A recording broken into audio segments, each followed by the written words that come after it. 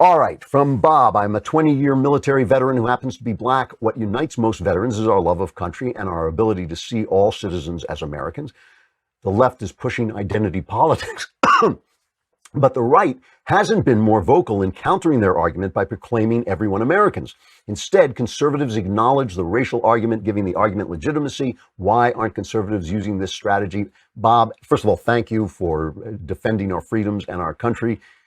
You're absolutely right. And the answer is it's cowardice. I mean, they've been browbeaten into accepting this idea that we have to look at the world through race. If you take off the race-tinted glasses, your IQ will rise 10 to 20 points on the instant. If you look at people as just people, if you refuse to engage in conversations, the only time that race plays a part, when it does play a part, is when there are people who are racist.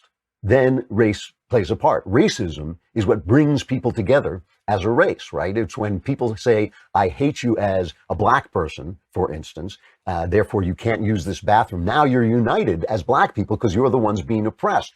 When that pressure is taken away, it's stupid to do what the left does to keep the pressure on by saying, well, it's the whites who are the problem. You got to stop. You got to stop. And here are the two problems that Republicans have, okay? We're talking about Republicans, not necessarily conservatives. To say to blacks, we don't care that you're black. We're just going to deal with problems as they come up and everybody equally. That is going to make a lot of black people who've been trained and conditioned to think, oh, my problem is because of my blackness. They're going to lose those people. They're not going to communicate. And the other is that the Democrats say, oh, we're going to do this for you, poor little black people. We're going to do that for you, poor little black people. And when the other day, when Knowles and I were at Loyola Marymount, somebody asked a question and unfortunately got lost in the kind of answer. Nobody answered them. He said, what do Republicans do for blacks? And the answer should be nothing. Republicans should do nothing for blacks. They should do things for America. If you do things for America, that's Trump. That's basically Trump's ideology. What Trump says is everybody's going to have a job. That's all I can do for you. After that, if you're taking drugs, if you're having children out of wedlock, that's on you. I can't help you with that.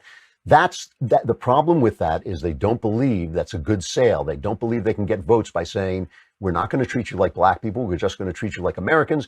And we're not going to do anything for you that we don't do for everybody.